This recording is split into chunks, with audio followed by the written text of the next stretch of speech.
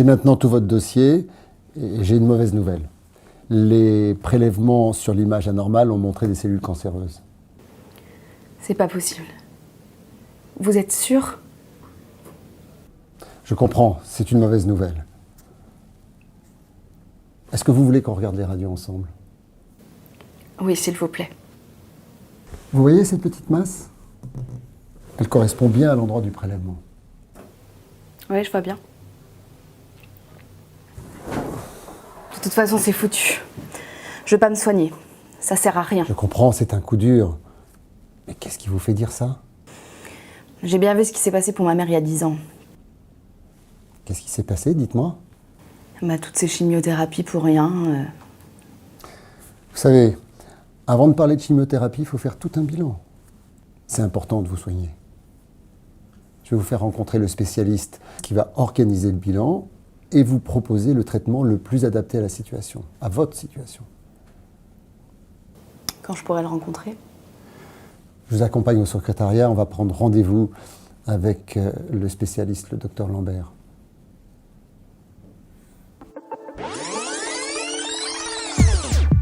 J'ai maintenant tout votre dossier et j'ai une mauvaise nouvelle.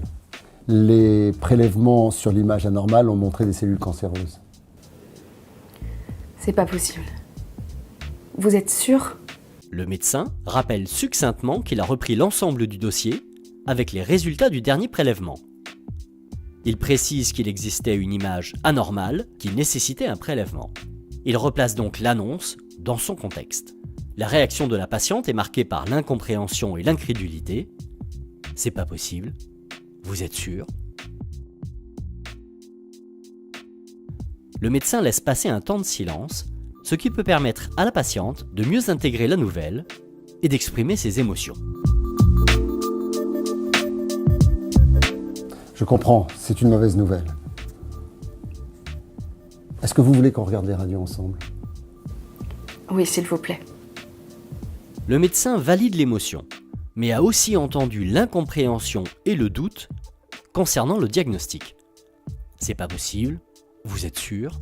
Proposer à la patiente de voir ensemble les images présente un certain nombre d'avantages. On doit cependant toujours s'assurer que le patient est en état de voir ces images, et il convient donc d'obtenir son accord avant de lui présenter. C'est ce que fait le médecin en posant la question: est-ce que vous voulez que l'on voit les radios ensemble?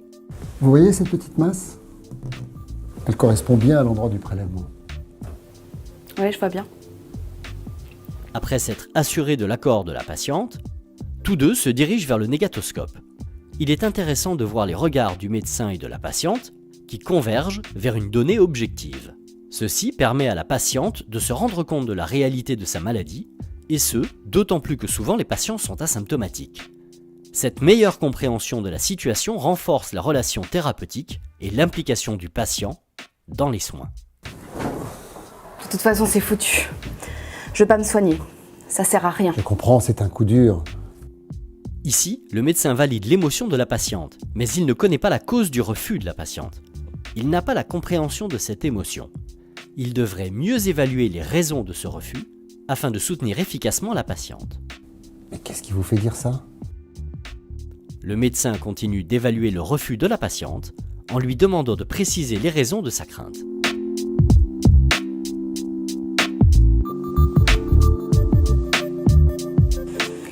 J'ai bien vu ce qui s'est passé pour ma mère il y a 10 ans. Qu'est-ce qui s'est passé, dites-moi? Toutes ces chimiothérapies pour rien. Le médecin finit par comprendre grossièrement les raisons du refus de la patiente. De manière générale, il est important d'explorer de possibles antécédents de cancer dans la famille ou chez des proches.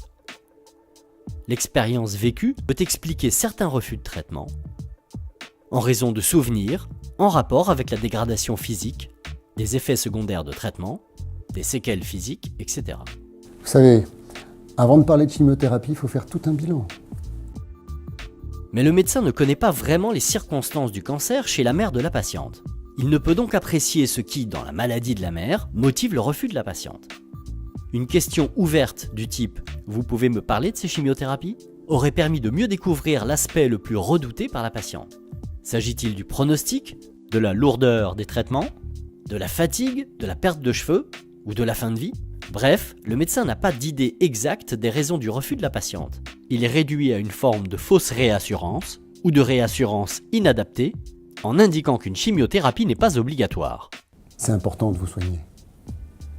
Je vais vous faire rencontrer le spécialiste qui va organiser le bilan et vous proposer le traitement le plus adapté à la situation, à votre situation.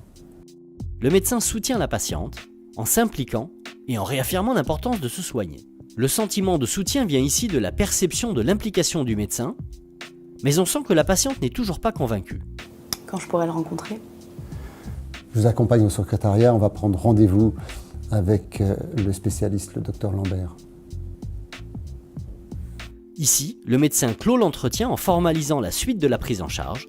Il nomme l'oncologue qui va prendre en charge la patiente, puis la dirige vers le secrétariat afin qu'elle parte de la consultation rassurée par le nom d'un spécialiste et d'une date de rendez-vous.